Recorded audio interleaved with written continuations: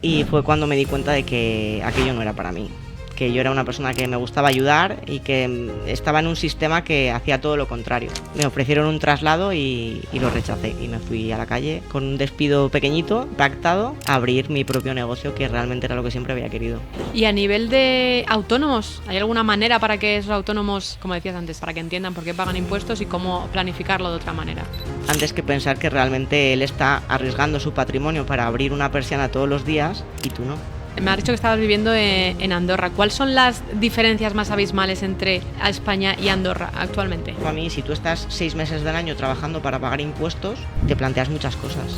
En Canarias es que se paga el IGIC. Canarias tiene un sistema de tributación un poco diferente. Pertenece a España, tiene un sistema impositivo diferente a nivel de impuesto indirecto, porque allí se paga el IGIC, que no se paga el IVA. ¿Qué es más justo? ¿Que uno que factura o que tiene una base imponible de 300.000 euros pague el 47%? ¿O que uno que la tiene de 100.000 pague el 37%?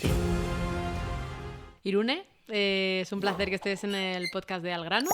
Gracias. Y un tema bastante interesante, así candente, ¿no? Vamos a empezar por decir a qué te dedicas o en qué mundo te mueves.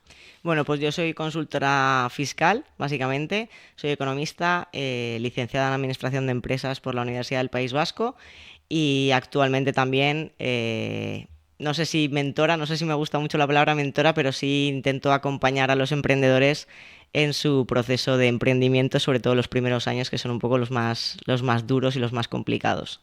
Esta última parte de ayudar nace al final de que tú ya llevas 15 años emprendiendo, ¿no? Sí, yo hace 15 años que abrí la empresa y bueno, pues como todos, salí en su momento pensando que tenía conocimientos suficientes para abrir un negocio y bueno, tenía conocimientos en mi área, pero no en todas las demás. Y bueno, pues al final vas aprendiendo un poco prueba y error, pero bueno, sí que es cierto que al final se hace mucho más largo todo el proceso porque hay muchas cosas que no sabes y las vas aprendiendo pues a base de cometer errores sobre todo.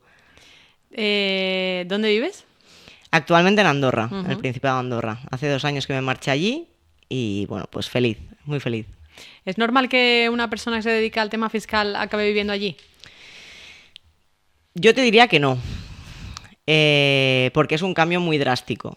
Y bueno, pues creo que los que somos españoles y nos hemos pasado parte de nuestra vida quejándonos un poco de los impuestos que pagamos a nivel de empresa, nos gustaría un cambio, pero sí que es cierto que es una decisión que hay que sopesar mucho porque en muchos casos no se puede tomar y en otros, pues bueno, implica dejar muchas cosas atrás y es, bueno, pues toda una apuesta, supongo. Vamos a toda tu historia. ¿Cómo empiezas toda esta historia que me contabas antes, que era muy interesante y que habías vivido un montón de cosas? Venga, vamos a...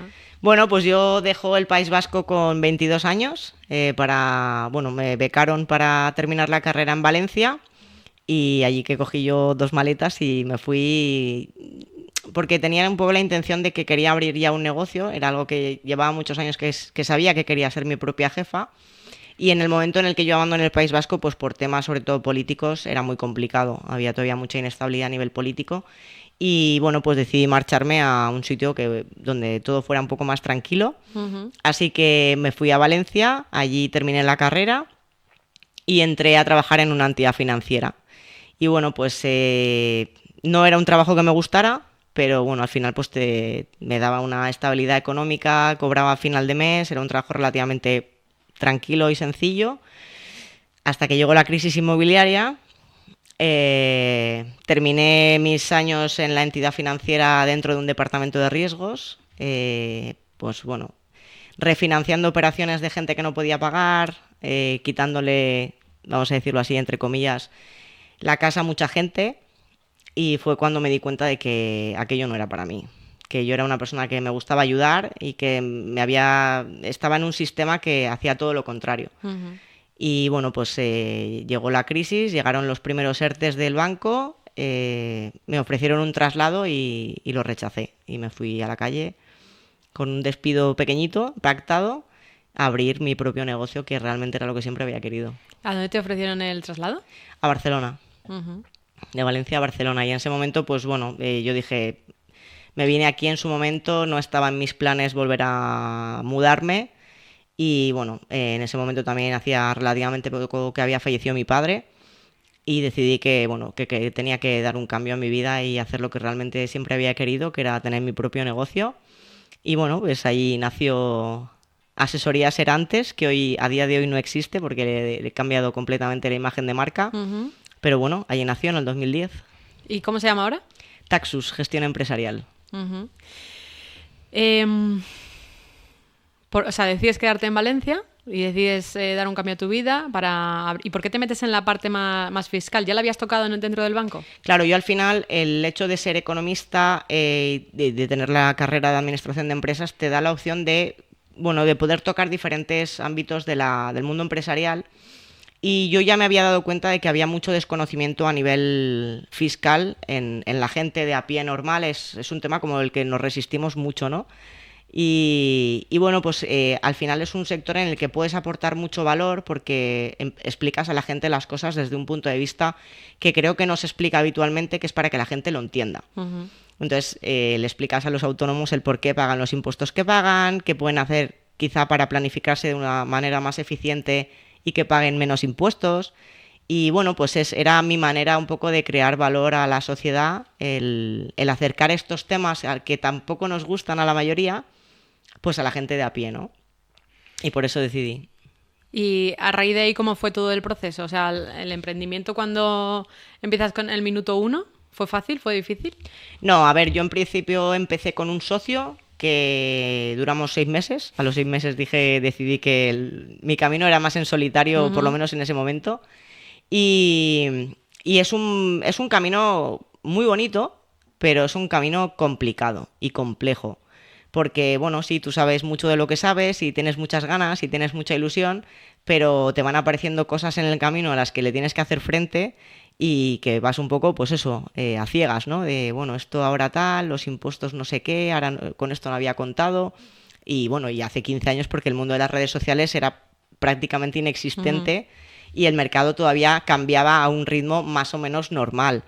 Pero ahora que todo es vertiginoso en todos los aspectos, yo creo que todavía hoy en día es más necesario que la gente tenga herramientas que te den la opción de que ese camino no sea tan complejo ni tan complicado. ¿Qué tipo de perfil se acerca a ti? ¿Perfil de cliente? Pues yo siempre digo que estoy abierta a todo tipo de perfiles, sobre todo a aquel que realmente confía en el feeling que yo puedo tener con el cliente. Es Ujú. decir, la gente que de primeras no... O sea, si yo tengo una relación fría con un cliente, siempre se intentan limar, ¿vale? Porque siempre hay cosas que limar con todo el mundo, y yo la primera.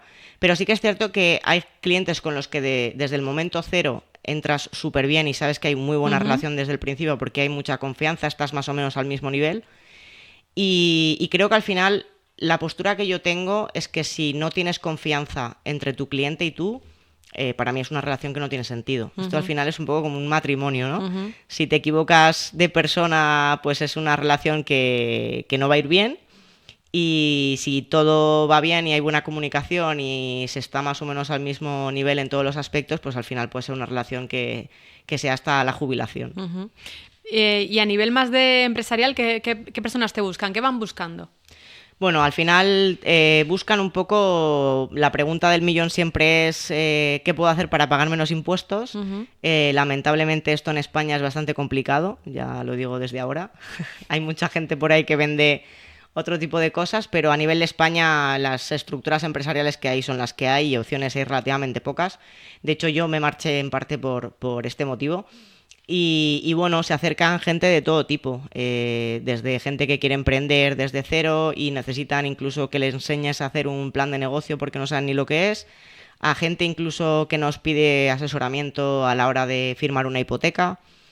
Al final el perfil es muy variado porque yo también estoy en una posición muy a pie de calle, Mm. digamos. No, soy más de perfil del día a día, del consumidor o del contribuyente normal y del autónomo superviviente, Ujú. que de perfiles muy muy altos porque, bueno, supongo que porque mi manera de ser difiere un poco de este tipo de perfiles. Y a nivel de autónomos, ¿hay alguna manera para que esos autónomos, como decías antes, para que entiendan por qué pagan impuestos y cómo planificarlo de otra manera?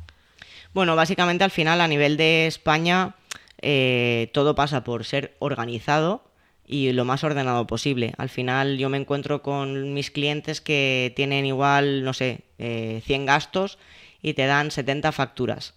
Pues esas 30 facturas a nivel fiscal, si no existe una justificación documental, pues no es un gasto deducible, aunque nosotros sí que lo hayamos pagado y sí que lo hayamos acometido en nuestro negocio. Entonces, la mejor planificación fiscal que hay a nivel de España es ser lo más meticuloso posible a la hora de que no se nos pierda ninguna factura, porque todo al final son gastos que tenemos y que debemos de poder deducirnos ese impuesto.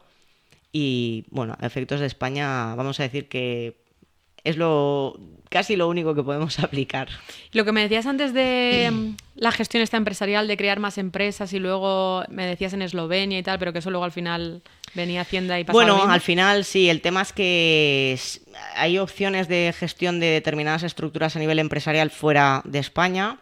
Se habla mucho de crear sociedades en Estonia, LLCs en Estados Unidos, incluso en Portugal. Ahora el tema de Portugal ya se ha limitado mucho porque también han reducido mucho el tema del NHR y demás. Al final, lo que hay que tener en cuenta siempre es que si realmente esas empresas que nosotros creamos fuera de España tienen realmente una estructura empresarial que sostenga que realmente pueden ejercer operaciones, no habrá ningún problema. Pero si yo, por ejemplo, monto una empresa, una sociedad en Estonia y allí no hay nadie, siempre puede venir la agencia tributaria y me puede decir que por qué hay una empresa en Estonia que no tiene ni un trabajador, que no tiene ni una oficina siquiera y que quién hace las operaciones. Entonces, con estas cosas hay que tener siempre mucho cuidado y la información hay que intentar filtrarla lo máximo posible para ver si realmente lo que nos están diciendo es lo que nosotros queremos escuchar o realmente es algo que es 100% legal y que no nos va a traer más inconvenientes a largo plazo. ¿Conoces muchos casos de que luego tienen más problemas de los que estaban oyendo? Alguno. Algunas sorpresas sí que ha habido por ahí.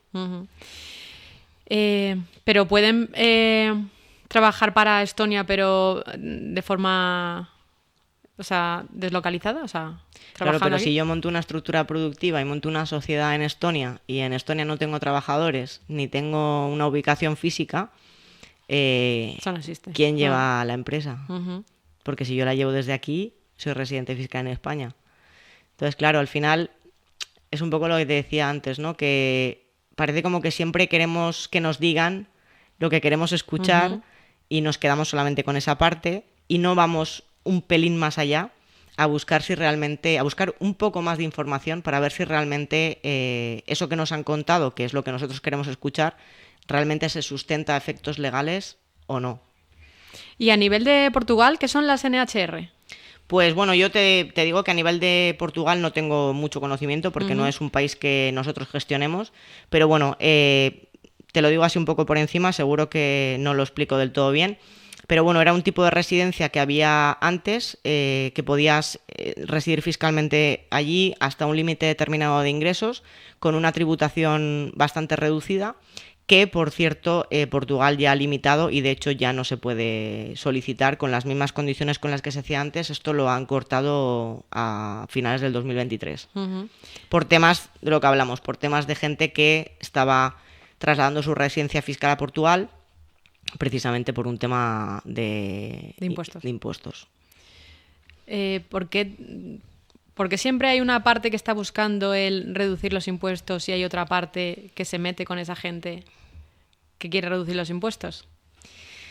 Pues yo creo que los primeros porque hay una escasa o nula educación a nivel fiscal. Y uno tiene que saber que si yo soy español y estoy en España y tengo un negocio en España, tengo unas obligaciones. Que me puede gustar más o me puede gustar menos en lo que luego se utilice el dinero de mis impuestos. Pero es lo que hay. Si no quieres pagar impuestos, pues bueno, sigues siendo un asalariado, te quitarán tu IRPF de la nómina y ya está. Pero claro, al final también tenemos que ser conscientes de que el ganar dinero y el tener un negocio rentable implica unos costes a nivel fiscal que no podemos obviarlos. Y el problema viene porque si eso se pensara desde el principio y supiéramos por el tema de estar desinformados, que vamos a tener unas obligaciones a nivel fiscal que ascenderán hasta un tope determinado, pues probablemente nuestra planificación fiscal sería diferente desde el momento cero. ¿Y los otros por qué los critican? Pues porque al final tenemos una resistencia con el dinero espectacular, en España sobre todo, y todos queremos siempre ganar más, pero cuando alguien de nuestro entorno gana más parece como que es cuestión de la providencia, ¿no? Y de la buena suerte. No nos gusta ver que la gente también trabaja, que hay muchas horas detrás de poner en marcha un negocio, y es siempre como esta dicotomía, ¿no? Entre David y Goliat de sí, yo quiero más dinero, pero no sé si estoy dispuesto a hacer todo lo que hay que hacer para ganarlo. Y es más fácil siempre, bueno, pues criticar o envidiar quizá al que tienes al lado, antes que pensar que realmente él está arriesgando su patrimonio para abrir una persiana todos los días y tú no. Hay una realidad entre... Se me ha ido la pregunta. Así que me has dicho que estabas viviendo en Andorra. ¿Cuáles son las diferencias más abismales entre España y Andorra actualmente? A nivel de impuestos, Uh-huh. pues mira, nosotros en Andorra las sociedades pagan un 10% máximo en impuesto de sociedades. Aquí en España es un 25%, salvo alguna excepción que puede ser un pelín menos. Y a nivel de IRPF, que es el impuesto más grande aquí en España, el más alto, nosotros el tipo máximo también es del 10%, y en España, bueno, pues puede llegar hasta el 47% a partir de los 300.000 euros. Entonces, hay bastantes diferencias. Y, o sea, es una realidad palpable el que la forma de gestionar de aquí de España, de impuestos y de toda esta corriente, que la gente se termine yendo y que empresas se vayan y que a nivel de... o sea, en Europa, ¿cómo se ve todo este tipo de cosas? O sea, es una realidad palpable el que la gente se vaya y sobre todo allí en Andorra, que eso como que se oye demasiado, y si las empresas también se acaban yendo. Bueno, básicamente la gente que nos hemos ido a Andorra, pues bueno, somos gente que estamos trabajando en el mundo online, que podemos ejercer nuestra actividad desde cualquier sitio, porque sí que es cierto que si tú al final tienes una estructura productiva fija en España, que tienes trabajadores o tienes una cadena de producción, una cadena de montaje o un comercio que vende físicamente productos, es mucho más complicado trasladarte porque, bueno, ahí al final no pertenecemos a la Unión Europea, por tanto hay unas fronteras por donde tienen que pasar las mercancías y no sale a cuenta en este tipo de negocios que no sean negocios online. Pero es una realidad muy palpable que la gente que puede marcharse se va. Y es lógico. Es decir, al final, si tú estás en un sitio donde pagas tus impuestos y realmente ves que repercuten en un bienestar común y que se ven las cosas donde se aplican los impuestos, pues igual te duele menos. Pero yo creo que la sensación que hemos tenido y que tiene la gente en España, sobre todo la que tiene negocios, es que al final te pasas medio año trabajando para pagar, pero no terminas de ver dónde va el dinero. Y yo creo que eso es al final lo que nos duele. Nosotros en Andorra, por ejemplo, todo el mundo paga muy poco. También es verdad que casi todo el mundo paga, hay mucha gente que no, porque el que gana menos de 24.000 euros al año en Andorra no paga nada. Pero sí que es cierto que por lo menos vemos que es un país, obviamente no es comparable porque el tamaño no es comparable. Andorra tiene una población de 83.000 habitantes, España somos 47 millones, no se puede comparar. Pero sí que es verdad que la gestión, es más fácil también gestionar 83.000 habitantes que 47 millones. Pero claro, al final... pero hay menos gente también cotizando y aportando. Claro, todo está en función de la gestión. Allí obviamente la mayoría de los ayuntamientos, que allí se llaman comus, tienen superávit. El gobierno prácticamente todos los años tiene superávit y se paga mucho menos que aquí. Entonces, pero se gestiona mejor. Aquí la sanidad es semiprivada, todo el mundo aporta algo, no hay desempleo, no hay prestación por desempleo, salvo en casos muy excepcionales. Y claro, todo esto hace... O sea, que no, o sea, si te quedas sin trabajo, no tienes un colchón, no tienes el paro. No. Ahí es la prestación por desempleo, es una prestación del gobierno, pero que está asociada a servicios sociales para casos muy, muy puntuales.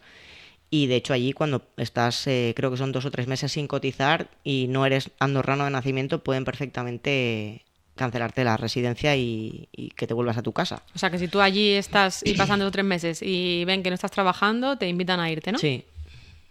Allí, a ver, al final el 80% de la población es residente, no es nacional. Y allí la gente que va a trabajar. Y eso es una realidad y cambia mucho las cosas.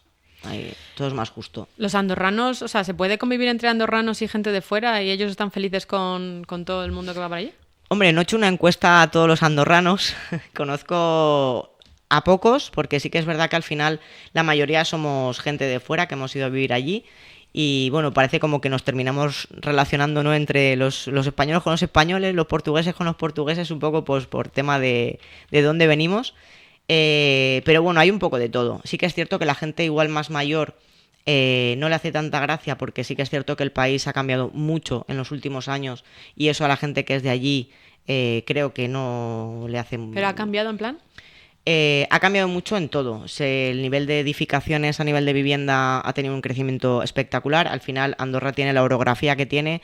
Lo que se está construyendo se construye hacia arriba porque prácticamente ya no hay sitio en plano. Y claro, no deja de ser un país de montañas, que parte de su encanto son las montañas, y si nos las cargamos para construir, pues pierde parte de su encanto. Y a la gente más mayor, así con algunos con los que he hablado yo, que han visto toda la evolución, pues bueno, sí que te dicen que les da mucha lástima.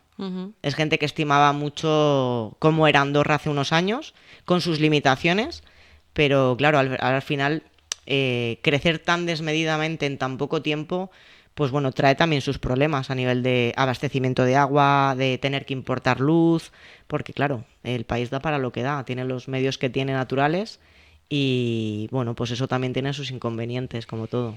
¿A qué tipo de personas recomendarías que se plantease el ir a Andorra?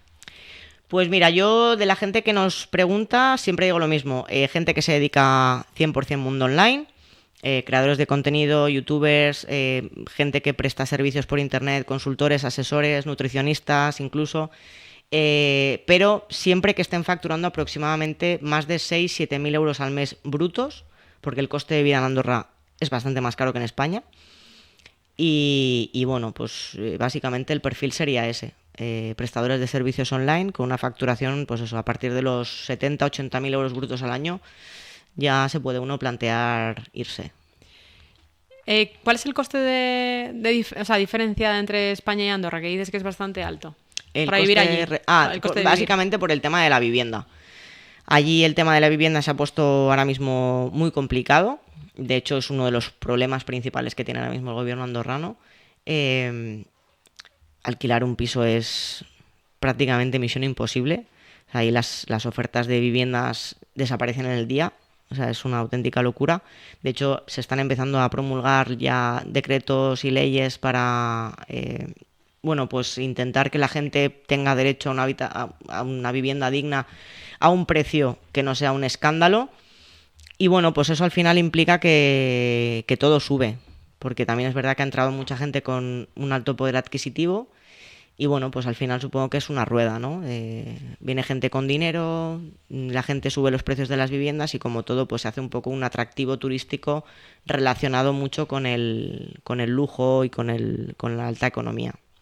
Allí alquilar un piso, un piso normal, yo que sé, dos, tres habitaciones, ¿cuánto podría estar? Pues yo te pongo el caso del mío. Yo tengo un piso de 2 habitaciones que no está ni en Andorra la Bella, ahí está bastante más arriba, y yo estoy pagando 950 euros más gastos al mes. Y he tenido suerte. Que eso ya no eso se ahora encuentra. Mismo, el otro día, pues por curiosidad, de vez en cuando voy mirando, ¿no?, a ver lo que hay en el mercado. A ver, ahora mismo el precio medio, si no recuerdo mal, en el Principado viene a estar en aproximadamente 2 habitaciones 1.800 euros. Ostras. Es caro. Y lo que se está construyendo orientado a precios muy elevados. O sea, toda esa gente que viene de fuera, ¿no? Sobre todo gente que viene de fuera, gente que invierte en el Principado sin necesidad de venirse a residir, como inversión para alquilar, sobre todo. ¿Por qué? Pues porque al final hay demanda de vivienda. Y el que tiene poder económico y le da igual comprar 3 apartamentos en Andorra porque tiene el dinero, si le vas a sacar rentabilidad, pues hay mucha gente que lo hace. Al final no deja de ser un país muy seguro para todo y bueno, quien tiene dinero pues busca rentabilidad, y sí que es verdad que en este sentido Andorra ahora mismo es un país muy rentable para el hecho de comprar para alquilar. Desde fuera o desde otros puntos de vista, ¿es una realidad tú que estás, o sea, que eres fiscal, ¿no? ¿Es una realidad que los impuestos que se pagan en España están desproporcionados y que no tienen ningún sentido? ¿O es que la gente que paga mucho es porque gana mucho, que es la típica respuesta que dan otros? No, porque realmente no es así. O sea, los impuestos en España, por ejemplo, el impuesto del IRPF es un impuesto progresivo, pero sí que es cierto que no paga lo mismo en proporción una renta alta que una renta media. No precisamente los que más pagan son los, o sea, los que más ganan son los que más pagan, sino todo lo contrario muchas veces, porque tienen la capacidad de tener estructuras productivas que les permiten maximizar su ahorro fiscal. Bueno, conocemos empresas muy grandes que tienen sus sedes en Países Bajos, Irlanda, y tienen sedes físicas en España por tema de logística, distribución de tiendas. Y al final, bueno, pues sacas un informe de cuentas anuales de determinadas empresas a nivel España y son empresas que tienen pérdidas en España. Sin embargo, son empresas que facturan miles de millones todos los años, pero que sus empresas matrices están fuera. Con lo cual, al final, donde pagan realmente los impuestos que tengan que pagar no es en España precisamente, pero sí que es cierto que al final no hay equidad en este sentido. Y sí que hay mucha diferencia, pues eso, entre los que más ganan y los que menos ganan, o la gente que gana normal, que la carga impositiva sí que es en proporción mucho más grande en la gente que está más en la escala media de la tributación. ¿Es verdad que eso lo que dicen de que los ricos tienen que pagar más y luego dicen los ricos nunca van a pagar porque tienen sus sistemas? ¿Eso es verdad? Que al final... Claro, es lo que yo te estaba comentando. Al final, si yo tengo capital suficiente para trasladar mi sede social matriz a un país donde se pagan muy pocos impuestos, como puede ser Irlanda, y gestionar desde ahí el tener una red de sociedades, empresas, holdings que me permitan reducir a la máxima potencia mi tributación, eso un pequeño no lo puede hacer, porque bueno, pues seguramente que le saldría más caro mantener la estructura productiva que el ahorro fiscal que podrá tener seguramente al final. Pero claro, las grandes multinacionales no tienen inconveniente. De hecho, bueno, hace poco salió una noticia que una empresa muy importante de construcción a nivel España, pues bueno, iba a trasladar su sede social fuera de España y bueno, la pusieron a caer de un burro, ¿no? ¿Pero eso lo causa todo este tema? Sí, hombre, claro. Al final, si tú, es un poco como lo que me pasó a mí, si tú estás 6 meses del año trabajando para pagar impuestos, te planteas muchas cosas. Porque al final algo que tú haces porque te gusta y porque quieres ganar dinero, y el que diga lo contrario se autoengaña. Todo el mundo tenemos un negocio porque queremos ganar dinero y vivir de él. Pero claro, cuando llega a final de año y sacas cuentas, dices, vale, he trabajado más que el año pasado, me ha ido mucho mejor y tengo el mismo dinero. Es decir, todo lo que he ganado de más se me ha ido a pagar. Ahí es cuando te das cuenta de que realmente no vale. En España no vale la pena emprender. Y de hecho yo alabo a los 3.700.000 autónomos que quedan, que cada vez por desgracia son menos, porque es muy duro emprender en España, es muy complicado. Escuché hace poco que José Elías, ¿sabes quién es? Sí. Decía que para intentar mover su empresa le hacían pagar 200 millones y utilizó como un término... El exit tax. Ese. Sí, a ver, Elías lo que pasa es que tiene 180 empresas, la mayoría de ellas son empresas físicas. Es lo que hablábamos al principio. Es materialmente imposible trasladar una empresa física y al final, para terminarla tributando en España, lo que pasa es que, claro, el exit tax funciona de la siguiente manera. Hay dos condiciones que una de las dos tienes que cumplir: que tengas una sociedad con más de 1 millón de euros, que tu parte de participaciones sea más de 1 millón de euros, o que en total tu patrimonio supere los 4 millones de euros. En estos dos casos, cualquiera de los dos, se aplicaría el exit tax a la hora de abandonar España. Esto es lo que hace la agencia tributaria, es hacer una valoración de todo tu patrimonio, tanto en participaciones como en inmuebles, todo el patrimonio que tú tengas a nivel España, te hace una valoración y te aplica un porcentaje para dejarte ir. Claro, Elías es un tiburón hoy en día, es un crack. Y bueno, pues tiene muchas empresas y es materialmente... a él obviamente no tiene sentido que se marche, porque claro, también al final sus empresas se quedan igual aquí, seguirán tributando aquí, y lo único que puede hacer, si acaso, es salir él como persona física para tributar pues determinadas otras rentas fuera de España. Pero claro, es muy complicado, su estructura productiva es bestial. ¿Y en qué casos lo del exit tax sí se podría dar?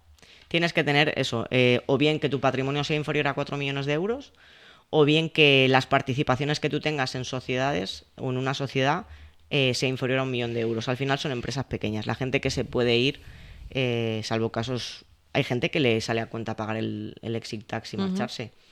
Pero normalmente la gente que se va obviamente es gente que tiene negocios más humildes, porque probablemente muchos de estos que hablamos a los que se les aplicaría el exit tax pues ya tienen estructuras productivas fuera de España con las que reducen directamente su tributación. Pero ¿no es ya un punto de alarma que una persona así, que genera tanto empleo, esté pensando en irme o no y ver si los 200 millones que tengo que pagar me renta o no? No es...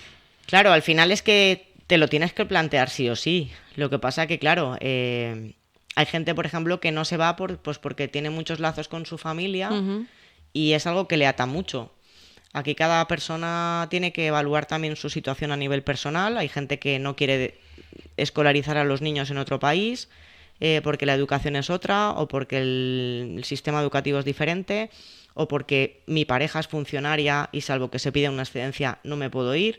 Claro, aquí hay que estudiar un poco cada caso particular. Habrá gente que, pues como me pasó a mí, yo no tenía que darle cuentas a nadie y decidí coger 2 maletas, venderlo todo y marcharme, pero obviamente hay gente que de manera objetiva no tiene tan fácil salir de España porque, bueno, pues tiene ya una vinculación con el país a otros niveles que también es complicado romper muchas veces. ¿Hay algún país así en proporciones que sea similar a España, pero que la forma de tributar sea totalmente diferente? Porque me hablabas antes de Francia, que Francia también se paga Francia bastante. también se paga bastante. En la mayoría de los países europeos a nivel de tributación están todos bastante por el estilo, por todo el tema de la zona euro. No Sí, estoy... pero lo que nos afecta en España no es tanto por la zona euro, sino por los propios de España, ¿no?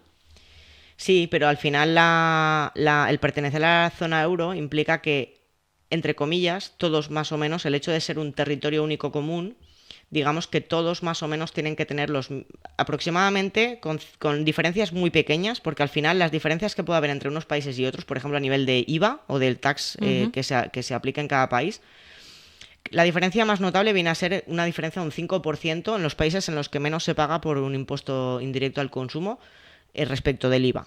Por tanto, al final las diferencias entre países de Europa no son tan significativas precisamente porque como hay libre circulación de personas y capitales, para que nadie tenga el deseo de marcharse a otro país de Europa porque no va a tener ningún ahorro fiscal. Si te das cuenta, todos los países, la mayoría de los países donde la gente se va, no pertenecen a la zona euro.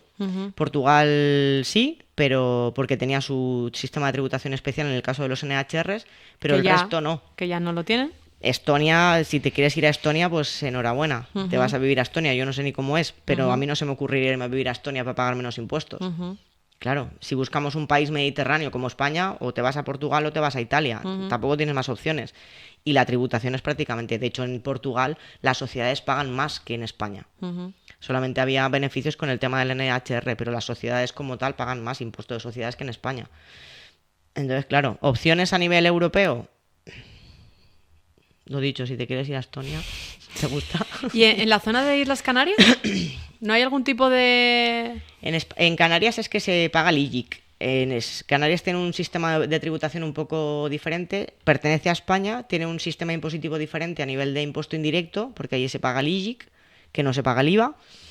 Tiene sus pros y sus contras. ¿Por qué? Porque al final tienes que pasar a una especie de aduanas igual, por el tema de que el impuesto, la tasa impositiva es diferente, no es deducible el IVA allí, ni el IGIC en España, hay que hacer un mecanismo de reversión para poder recuperar el impuesto que te ha aplicado el país, porque en tu país no es deducible. Tiene otras historias. Hay gente que se va a Canarias, sobre todo gente que está buscando ese clima mediterráneo.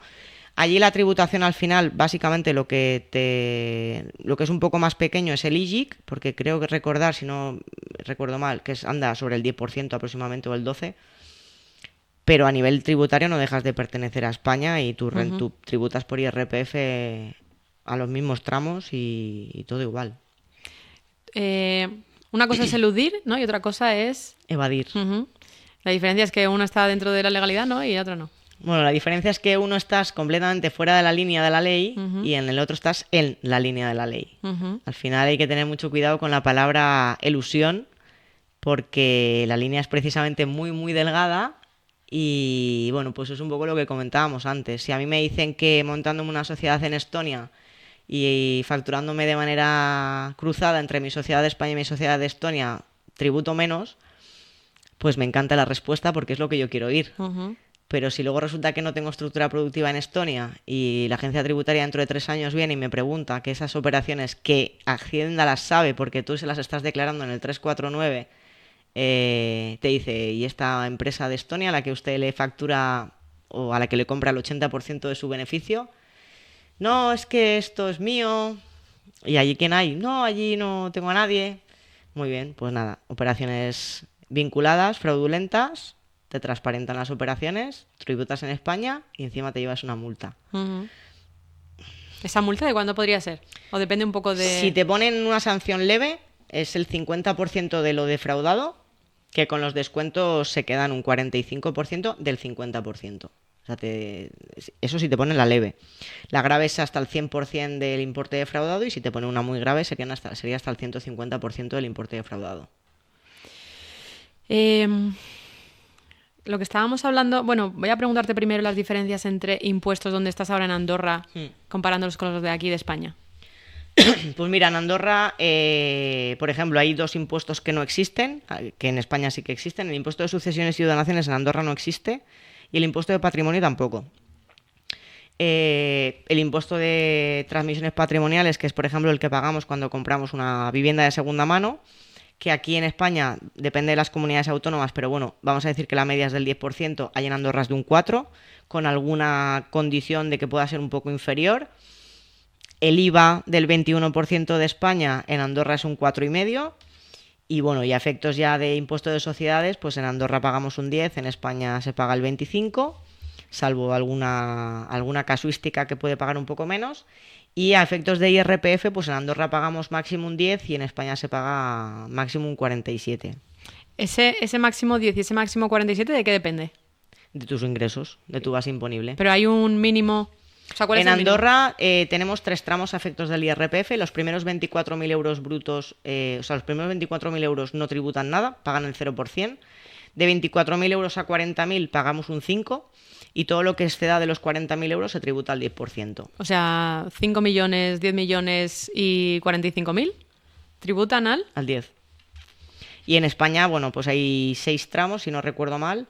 El 19, 24, 20, 28, 30 y tantos, bueno, los van cambiando cada año, pero bueno, el máximo es el 47, a partir de los 300.000 euros. Pero eso, por ejemplo, sí tiene sentido, o sea, en Andorra, que una persona que tributa 50.000 euros o una persona, o sea, que tributa, que factura 50.000 euros y otra persona que tributa, o sea, que factura 5 millones o 10, que hay una diferencia abismal. ¿Allí tiene sentido? ¿Ahí se crean...? ¿Alguien se queja de eso? No, porque es para todo el mundo igual. Claro, al final, ¿qué es más justo? ¿Que uno que factura o que tiene una base imponible de 300.000 euros pague el 47%?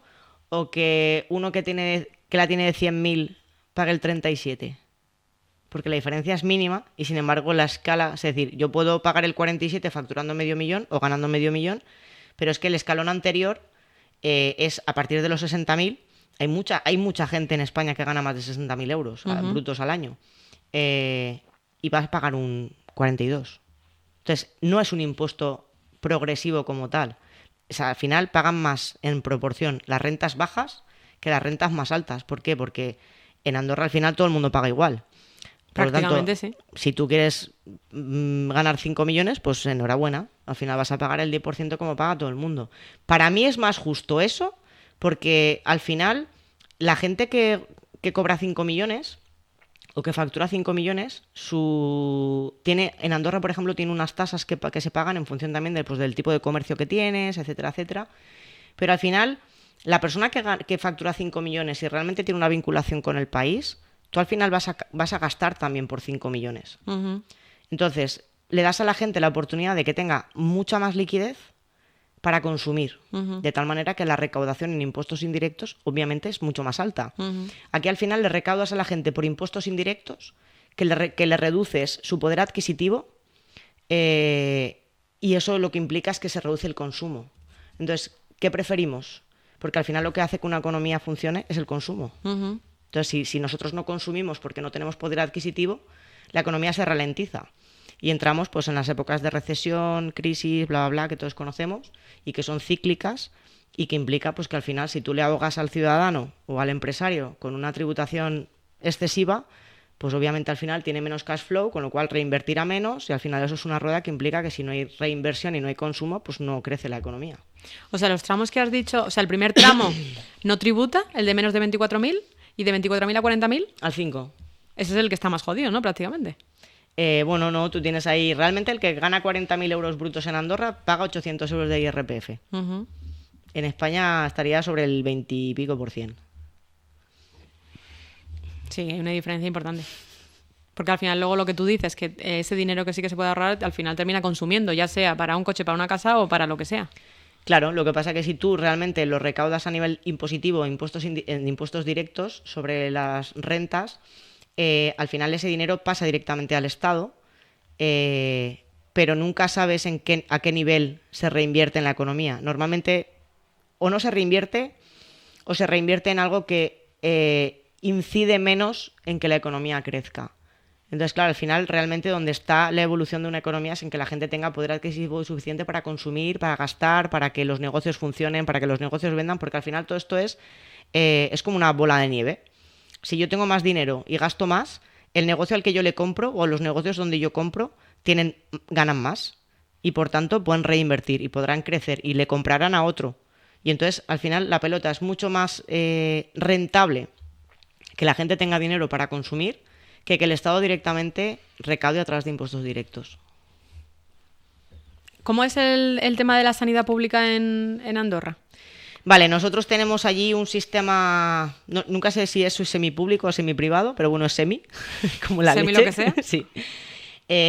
Allí, para tener sanidad, el 75% de los gastos sanitarios cubiertos, que es lo que cubre la CAS, la Caixa Andorrana de la Seguridad Social, tienes que estar cotizando al menos por el salario mínimo interprofesional, que actualmente está en unos 1.380 euros al mes. Y tú vas al médico, entonces si tienes la cobertura sanitaria del 75%, pues tú vas al médico, por ejemplo, una consulta médica vale 12 euros, anda por ahí, tú vas al médico, pagas los 12 euros cuando vas y la Seguridad Social te reintegra después el 75% de esa consulta médica.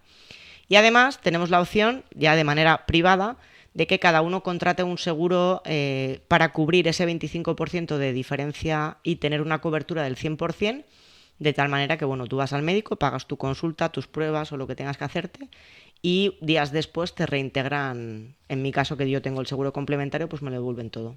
Pero o sea, si tuvieses un seguro privado aquí en España tendrías que anularlo y allí cogerte otro, ¿no? Yo de hecho lo di de baja porque la mayoría de las compañías no cubren las pólizas normales de salud, no cubren fuera de España. Uh-huh. Hay que contratar unas pólizas diferentes que tienen unas coberturas ya fuera para el extranjero. Pero claro, nosotros ahí es como la Seguridad Social Española, lo que pasa que ahí es, vamos a decir que es como de copago. Uh-huh. Esa sería la palabra correcta. ¿Y medicamentos y todo eso? Lo mismo, tú vas a la farmacia, compras tus medicamentos siempre que vayan con receta, porque si no los tienes que pagar igual. Uh-huh. Y bueno, y luego pues dependiendo del tipo de cobertura sanitaria que tengas, te reintegran la parte que te corresponde en función de tu cobertura. A nivel de Estados Unidos que me contabas antes que tienes clientes que también tienen empresas allí, uh-huh. ¿Cómo se tributa?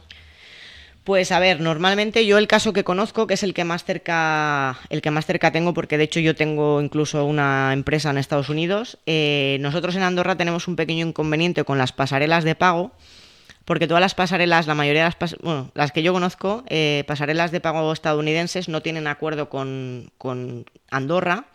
Y entonces, por ejemplo, Stripe, que es la más conocida, yo me quiero abrir una pasarela de pagos en Stripe con mi sociedad andorrana y no puedo, porque no tienen acuerdo. Entonces, claro, hay muchos creadores de contenido que necesitan facturar y facturan pues porque tienen infoproductos a través de Hotmart o de otras plataformas americanas que trabajan básicamente con PayPal o con Stripe o con otro tipo de pasarelas más desconocidas.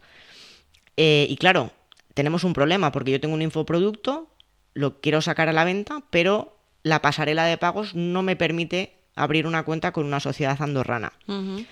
Y aquí, bueno, pues hemos encontrado un poco la manera de poder funcionar, que es creando una LLC en Estados Unidos.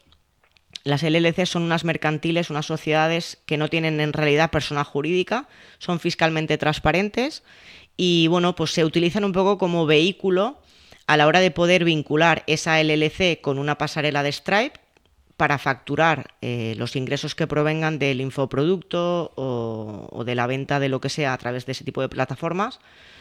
Y luego lo que se hace es que se facturan entre las empresas para fiscalizar el dinero directamente en Andorra, porque las LLCs, al ser fiscalmente transparentes, el dinero que gana o que el rendimiento que da esa LLC se le imputaría directamente como renta del trabajo a sus socios, personas físicas, sin necesidad de hacer ningún tipo de reparto de dividendos ni nada. Es como si lo ganara yo, persona física. Y entonces, pues bueno, en Andorra no hay problema porque al final todo el mundo pagamos lo mismo, sociedades y personas físicas, pero claro, en España, que hay mucha gente que las tiene para hacer también este tipo de cosas, claro, hay mucho desconocimiento en el sentido de que la gente se cree que puede tener una LLC que facture y dejar el dinero en la LLC y no pasa nada. Bueno, pues esto no es así. Lo siento, no es así. ¿Y qué es lo que pasa? Pues que, bueno, pues como son empresas fiscalmente transparentes, al final el dinero que esa LLC ha generado es tuyo. Tuyo a nivel de persona física, debes de tributarlo tú en renta como rendimientos del trabajo y por tanto fiscalizarlo en España.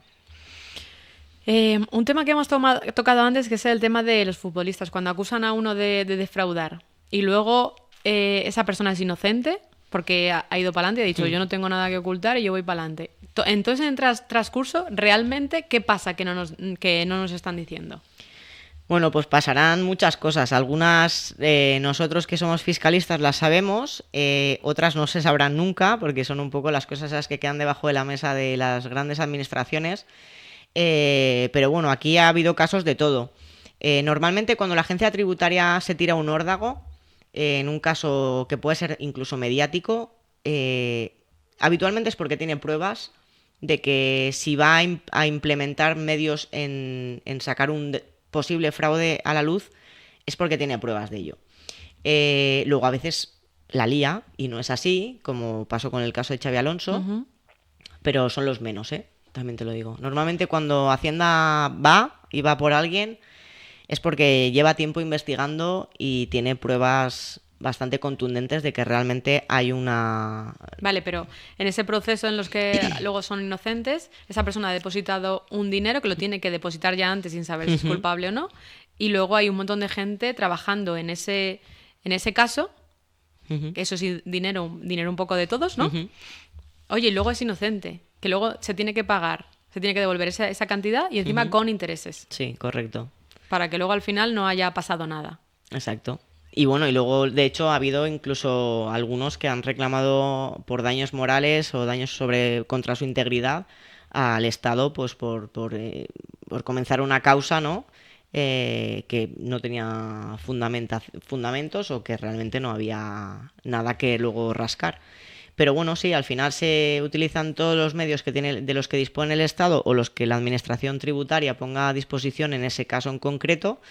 Y bueno, pues cuando no le sale bien la jugada, obviamente al final hay que reintegrarle los avales y el dinero que se ha depositado como garantía para el procedimiento tributario. Y obviamente pues si al final el contribuyente en cuestión tiene razón y no se le puede imputar ningún delito fiscal, pues hay que reintegrarle las cantidades con los correspondientes intereses por el tiempo que haya tenido el dinero ahí depositado como garantía. Y bueno, y en muchos casos resarcir por daños morales porque al final no dejan de ser personas conocidas que tienen, bueno, vamos a decir un estatus o que tienen un cargo así, una profesión que son conocidos y bueno, pues habitualmente suelen incluso reclamar por daños morales al propio Estado. Pero eso luego nunca sale, eso luego nunca se dice. No, claro, hay muchas cosas que nunca sabremos. ¿Ese proceso cuánto puede durar? Pues mira, los procedimientos de inspección habitualmente vienen a durar aproximadamente 18 meses hasta que se emite un acta de liquidación. Y aquí es donde empieza luego la guerra, vamos a decir, porque ahí luego ya empiezan los procedimientos de alegaciones, Tribunal Económico Administrativo Regional, y de ahí ya, pues, si hay delito fiscal de por medio, entra la Fiscalía, es decir, son procedimientos largos.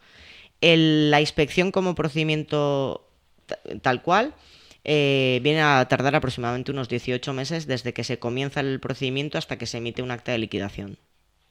Y luego eso está generando unos intereses que luego esa persona pide, ¿no? Hasta el momento del acta de liquidación no hay ningún tipo de... O sea, realmente cuando se hace el acta de liquidación es cuando Hacienda dice, nos debes X. Pero no hay que depositar antes un dinero. No, tú cuando estás en procedimiento de inspección, estás en procedimiento de inspección. Mientras no se demuestre lo contrario, es inocente. Cuando Hacienda emite el acta de liquidación y se te liquida supuestamente lo que le debes a la agencia tributaria por omisión de datos, de fraude, lo que se estime oportuno, ahí empieza el procedimiento de alegaciones, o sea, es decir, tú te peleas con Hacienda y dices, no, tal, porque yo esto no sé qué, y ahora te doy una factura que me reduce no sé cuántos, o sea, ahí al final ponen a disposición del contribuyente los medios que están a disposición de la ley para que se defienda.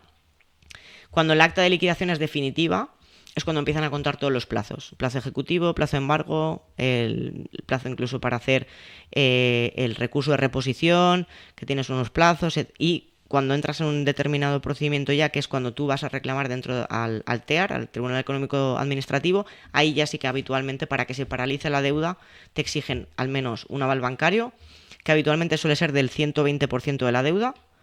Es decir, tienes que cubrir con un aval bancario todo lo que se te exige y un poco más.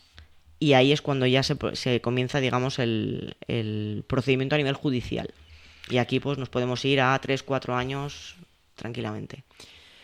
¿Crees que los futbolistas en este caso son un blanco fácil al que apuntar? Además es mediático. Bueno, yo creo que apuntan porque si saben que pueden sacar algo, saben que no van a tener muchos problemas por cobrar. Pero al final, en proporción, yo creo que terminan pagando siempre más los platos rotos los pequeños que los grandes. Por lo que hablábamos antes de los medios. ¿Qué medios tiene un señor que tiene un bar para hacer determinadas cosas? Pero si a un señor de un bar le liquidan un acta de 100.000 euros, ya no es que tenga que cerrar, es que le arruinan la vida. A un señor futbolista que puede ganar, no sé, 7 millones de prima, te liquidan 3 millones, y igual hasta te ríes. Entonces, claro, pero los cobran. Sin embargo, a una persona normal de a pie, el hecho de que te puedan liquidar 100.000 euros implica que te arruinan la vida para los restos. Y eso cambia mucho las cosas. Pero al final son los que más, en proporción, son los que terminan yendo a por los pequeños, porque no tienen medios de defensa, en realidad. ¿Crees que las cosas son tan complicadas? Porque al final como que se crean bandos, los que se quejan de los impuestos y los que dicen que las personas tienen que pagar más impuestos. ¿No lo utilizan también para politizar y para crear bandos? Al final es tan complicado llegar a algo justo para todos. Esto es como todo, al final pasa con la economía, pasa con las prestaciones de desempleo, pasa con un montón de cosas que a nivel social siempre han sido una baza política. Pasó en su momento incluso con el terrorismo en el País Vasco, fue una baza política muchos años y bueno, pues era lamentable, ¿no?, que con algo tan duro, con lo que tanto sufrimos, se utilizara como una baza política. Partiendo de que los políticos no tienen nada que perder, si tú no tuvieras nada que perder, probablemente el resto de la gente te daría lo mismo. Y eso es un problema de la sociedad que tenemos actualmente y de los gobernantes que tenemos actualmente, que no gobiernan por el pueblo, gobiernan por poder. Y eso cambia mucho las cosas. Ya, pero ¿tú no crees que toda esta desinformación sí genera que unos se quejen y que otros digan, no, es que tenéis que pagar? Porque el otro día salía un caso, el de Pedro Werbaum, que ha salido en todos los sitios. En su feed de donde lo subió, todo era como apoyo, y cuando lo subieron los de La Sexta, no sé qué periódico, tú te ponías a leer todo lo que decían ahí, era, si lo pagas es porque lo generas, tendrías que dar gracias, no sé qué. Entonces al final estás hablando de la economía de una persona que no sabes ni cómo funciona ni cómo va, pero estás opinando. Y además dices las mismas palabras que dicen los de, es que paga una sanidad, es que paga una carretera. Y al final, joder, es que siempre se están enfrentando gente y es como en plan, a lo mejor lo que falta es mucha información, porque no pueden ser unos que se estén quejando todo el día y otros que estén encima tirando más piedras. Claro, esto es precisamente lo que causa cuando no se cuenta la verdad absoluta sobre un mismo tema. Es lícito que Pedro se queje. Yo también me quejaba. ¿Por qué? Pues porque le pasa lo mismo que nos pasaba a muchos, que te tiras 7 meses del año trabajando para pagar. Y eso no le gusta a nadie. Habrá gente que los pague a gusto y oye, me parece estupendo. Pero a la mayoría de los mortales no nos gusta pensar que estamos trabajando para no ver ese rendimiento en nuestras vidas. Porque al final tú trabajas para generar un valor a la sociedad y aparte de que quieres ver que eso se reporte a la sociedad, lo que no quieres es ser más pobre a cambio, porque tú te tiras muchas horas trabajando para generar un rendimiento y que Más ese problemas, rendimiento... más Claro, comedoras de exacto. olla. Cuanto más grande eres en España, al tener un negocio y que sea un negocio rentable y que vaya bien, realmente es un problema. Porque al final los costes a nivel de seguridad social son brutales, la carga impositiva es una locura y yo entiendo que se queje. Siempre digo lo mismo, a la gente que le dice que los tenía que pagar a gusto y tal, siempre les digo lo mismo. Anímate tú a poner todo tu patrimonio encima de la mesa y a arriesgar todos los días lo mucho o poco que tiene tu familia para sacar un negocio adelante. Y cuando te veas en la misma situación en la que está esa persona a la que tú hoy en día estás criticando porque no quiere pagar impuestos, entonces con la información de ambos lados opinas. Pero mientras tanto, a mí las opiniones sesgadas y desde solamente un lado de la realidad, a mí nunca me han servido. Yo siempre he intentado entender lo que pensaba este y lo que pensaba este, cuáles son los argumentos de uno y de otro. Primero, porque tienes la información, toda la información sobre la discusión en concreto, sobre lo que verse el tema, y porque cuando tienes los argumentos de ambos, los entiendes a ambos un poco. Y ahí es más difícil posicionarte del lado de uno o de otro, porque ambos tendrán razones para tener razón. Pero además que luego dices, ese dinero es para la sanidad pública. Si dijese, la sanidad pública va de puta madre. Si las carreteras fuesen de puta madre y no tuviese que pagar en cada sitio para irme de aquí a no sé dónde, para ir en la carretera buena tengo que pagar no sé cuánto, al final dices... No, ese dinero no repercute todo lo que debería en la sociedad, ni muchísimo menos. Ojalá. Si todos los impuestos que se recaudan en España realmente se destinaran a lo que se supone que se tienen que destinar, España sería un país maravilloso. Y no lo es. Por lo tanto, si tenemos una deuda de casi un 130% del PIB, no es porque no se recaude, es porque no se gestiona como se tiene que gestionar. Así que eso de que va a las carreteras, yo que ando mucho con el coche, ahora ya menos por España, pero que he recorrido muchas autopistas, yo cuando voy al País Vasco pago mi AP68 desde que tengo uso de razón. Sigue siendo una autopista de peaje, carísima, por cierto. La única que sé que ha desaparecido es la AP7. Todo el tramo de la zona de Cataluña lo han quitado ya, han desmantelado todas las garitas de cobrar la autopista. Las autopistas y las carreteras en España son una vergüenza. Se ha dicho, la mayor parte de la siniestralidad en España se produce por el mal estado de las calzadas. Por lo tanto, mucho alquitrán no se compra con los impuestos, la verdad. ¿Quién tiene nuestra deuda? Hasta donde yo sé, los chinos. Y por eso hay la población china, por eso luego en España tiene ciertas facilidades, ¿no? Lo hablábamos antes. Bueno, vamos a decir que no tiene los mismos inconvenientes que otros. Pero esto es una leyenda urbana. Vamos a cambiar un poco de tema y vamos a hablar del el nuevo proyecto que estás emprendiendo. ¿Vale? Cuéntame. Pues bueno, es un programa que se llama Cone de Éxito. Es un programa de acompañamiento de emprendedores en el que he querido ayudar, apoyar y ahorrarle muchos quebraderos de cabeza a todos estos nuevos emprendedores que con toda la ilusión del mundo emprenden su proyecto. Y que, bueno, yo hace 15 años pasé por ahí, sigo siendo una emprendedora porque creo que los que realmente lo somos, lo seguimos siendo siempre y nos gusta, pues eso, innovar. Yo he cerrado también negocios que no me han ido bien, no considero que haya fracasado ni mucho menos. Al final todos los errores son aprendizajes y tenemos que tomárnoslos así. Pero bueno, sí que es cierto que hay mucha desinformación, al final volvemos al tema que nos ha ocupado toda la entrevista, y hay mucha gente que no sabe de nada. Y cuando hablo de nada es de nada realmente importante para sacar un proyecto adelante. Es decir, hay desconocimiento a nivel de finanzas, hay desconocimiento a nivel fiscal, la gente no sabe comunicar, no sabe cómo contar su historia para que sea algo que la gente se identifique, ¿no? Al final tomamos decisiones antes por sentimientos y por emociones, ¿no? Entonces, si la gente no la conmueve, si no se identifica contigo, es difícil que la gente te compre lo que sea que tú vendas. Y luego hay una cosa con la que tenemos que lidiar también todos, que es con nuestro maravilloso ego, que nos hace pensar que nuestro producto, sobre todo nuestro servicio, es el mejor del mundo. Lo que pasa es que solo es el mejor del mundo para nosotros, ¿vale? Total. Entonces, al final todo pasa por un cambio de mentalidad, por darle un giro a quiénes somos y a qué realmente queremos ofrecer a los clientes, ¿no? Porque al final, hoy que existe de todo, en cantidades industriales, que entras en redes y todo el mundo hace de todo y nos pasamos el día haciendo scroll para arriba, para afuera, no me interesa. Tenemos que ser diferentes. Y ser diferentes pues implica determinadas cosas. Hay gente que es excelente y porque es excelente es diferente. Hay gente que tiene una calidad brutal y esa es su parte de diferenciación. Hay gente que es disruptivo, que es diferente porque, bueno, pues no sé, dice tacos, ¿no? Por ejemplo, o sale con el pelo verde. Bueno, pues hay un poco de todo, ¿no? Obviamente hay nichos para todo, o sea, con lo cual siempre tendremos nuestro público objetivo, pero hay que saber cómo dirigirnos a ese público, qué es lo que realmente queremos ofrecer, que sea diferente de lo que ya hay en el mercado, y aprender sobre todo a que cuando vienen las vacas flacas, que vienen, y esto es una realidad porque llegan, a aguantar el tipo.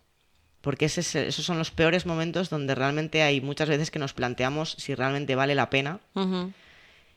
Y yo ya les animo a que sí que vale la pena, pero con información y con una estructura mucho más organizada a la hora de emprender, es mucho más sencillo. Al final no se trata de no cometer errores en cuanto a lo que tu producto o servicio es, porque por ahí hemos pasado todos y le hemos dado 1000 vueltas y hoy lo cambio y hoy le cambio el color. Eso es algo que está dentro del propio proyecto y que solamente tú, con prueba y error, podrás saber cuál es al final el que tu cliente demanda. Pero sí que todo lo que rodea a este proceso de emprendimiento, tema de liderazgo, gestión de equipos, marketing, comunicación, es decir, al final hay una amalgama ahí de cosas a las que no les prestamos atención muchas veces porque ni se nos ocurren y otras veces porque ni siquiera tenemos tiempo. Pasamos mucho tiempo ejecutando tareas que son súper necesarias cuando empezamos, pero que se nos olvida todo lo demás. Y podemos ser muy buenos, pero si tenemos un poquito más de conciencia de que realmente hay una diferencia que hace que unos sobrevivan en el tiempo y otros no, debemos de buscar ser ese 13% de empresas que superan los 10 años de vida. Es un 13% solo. 13% que superan los 10 años de vida. De los proyectos que comienzan, los emprendedores que salen a la luz. ¿Eso a nivel mundial o a nivel España? A nivel España. Hay un 13% de empresas que superan los 10 años de vida. Y el resto se quedan por el camino. Son pocas, ¿eh? ¿Y de que superen el primer, segundo año? Pues mira, los 3 primeros años aproximadamente el 60% de las empresas cierran dentro de los 3 primeros años. Joder. Son los años más duros de un emprendimiento. Precisamente porque sales y no tienes ni idea. O sea, yo me acuerdo de cuando yo emprendí y yo salí con una carrera superior, un máster. O sea, yo de lo mío sabía un montón, pero de lo mío. O sea, tienes que aprender al final a hacer 1000 cosas, desde, bueno, yo en mi caso pintarme el local, me lo pinté yo en su momento, porque claro, siempre vas con la inversión justa, ¿no? Mirando ahí hasta el último euro que te gastas. Pero claro, ni sabía cómo buscar clientes, ni sabía cómo definir cuál era mi cliente ideal, ni qué tipo de publicidad me venía mejor. Bueno, hace 15 años pues las redes sociales, bueno, estaban ahí, ¿no? Pero hoy las redes sociales son un escaparate. Es decir, quien no está en redes sociales literalmente no existe. Y esto es una realidad. Pero hay mucha gente que no sabe crear contenido, no sabe cómo expresar, ¿no? O cómo vender su producto, su servicio o contar su historia para que la gente se identifique con él o con ella y le compre, ¿no? Entonces es que hay tantas cosas que no sabemos cuando salimos al mundo del emprendimiento y nos sobran ganas, pero la ilusión cuando te empiezan a pasar cositas y te empiezas a quemar y a frustrar, pues como que se va un poco diluyendo. Entonces, tienes como el proyecto de la parte más de fiscal, que eres asesora, y luego tienes la parte de emprender con E de éxito, ¿no? Que es más del... O sea, Como si fueses un socio pero que no se lleva nada de la empresa, ¿no? Exacto. Yo tengo mi parte como asesora fiscal y contable, como consultora, que es con el que llevo 15 años, y al final utilizo un poco toda la experiencia que a mí me han dado estos 15 años de experiencia profesional trabajando directamente con empresas. Ves que todas cometen los mismos errores, no hay ninguna que se salve. ¿Como tipo? Bueno, pues como tipo de que no puedes gastar lo que no tienes. Ujú. Esto que es de primaria, parvulitos, cuando tú estás metido en el mogollón del día a día de ejecutar tareas, contestar al teléfono, ¿cómo le voy a poner de nombre al negocio? O sea, tienes tantas historias de las que centrarte y preocuparte que llega un momento que dices, pues que me estoy gastando más de lo que ingreso. Y ahora hay que darle la vuelta a esa situación. Ujú. Entonces, son cosas que no las tenemos en cuenta porque no es lo que nosotros hacemos bien. Entonces, hay mucha gente que se lleva su fiscalidad. No, hombre, no. Tú no eres fiscalista. Yo entiendo que nos resistimos a pagar un asesor fiscal. Pero, ¿tú eres fiscalista? No. Pues dedícate a tu negocio y deja que alguien que realmente sea bueno en eso te lleve las cosas y trabaje contigo mano a mano. Pues en el tema del emprendimiento es un poco lo mismo. Al final, lo que buscamos es precisamente ser esa mano derecha de la gente que empieza... queremos que la gente sobrepase sobre todo esos 3 años primeros de vida, que formen parte de ese 40% de empresas que pasan más allá del quinquenio incluso, y sobre todo que pasen de los 10 años. Y queremos hacérselo fácil y decirles, bueno, Como por una especie ahí de no. mentoría, ¿no? Claro, ¿No te gustaba el exacto, nombre? así es. Entonces, se lo quiero poner fácil. ¿Pero y eso? Bueno, eso es una suscripción mensual, Ujú. hay un calendario, yo he construido el programa por semestres, hay una suscripción que puede ser mensual, que se puede cancelar cuando se quiera, y luego hay un pack que es el semestre completo, donde el precio es más económico por coger el semestre entero, y cada mes tiene una temática en concreto. Entonces son unas mentorías grupales a través de Zoom o de Google Meet, donde en ese mes concreto se trata ese tema en concreto durante todas las mentorías. Luego, aparte, ese mes también se hace un taller adicional donde se trata un tema en específico sobre esa temática. Y luego, pues dependiendo del tipo de suscripción al que cada emprendedor coja, pues tiene mentorías conmigo privadas incluidas en el precio, a nivel de, oye, pues mira, pues yo necesito o no quiero que nadie se entere de mi problema y quiero una mentoría con Irune. Pues hay planes que las llevan incluidas, hay planes que las llevan con descuento. Es un poco a gusto de las necesidades que cada uno tenga. Y luego los planes más top, lo que hacemos es que también le damos al emprendedor la posibilidad de gestionarle la fiscalidad de su negocio dentro del precio que nos paga por la suscripción. Y así pues somos como más cercanos en todos los aspectos. Es decir, te mentorizamos a nivel emprendimiento, a nivel empresa, y además te gestionamos la fiscalidad. Y por tanto, pues bueno, en la misma persona tienes un equipo más completo de colaboradores externos que a veces desde fuera es desde donde se ven los problemas realmente. Ujú. Y bueno, pues podemos darle una visión más global en todas estas áreas que ellos habitualmente no conocen. Bueno, Irune, hasta aquí ha llegado el podcast. Si quieres que te deje un espacio para terminar y quieres decir algo, lo que tú quieras, puede ser de lo que tú quieras. Nada, simplemente que muchas gracias por la invitación, ha sido un placer y que te deseo muchos éxitos, eso sobre todo. Con E de éxito. Correcto, con el de éxito, y que cualquier cosa pues puedes contar conmigo. Gracias a ti por venir, porque además vienes desde Andorra. Ujú, Y nada, espero que el podcast resulte interesante. seguro que sí. Y espero verte por aquí contando más cosas. Cuando quieras, ya lo sabes. Pues nada, muchas gracias, Encantada. Irune. Gracias a ti.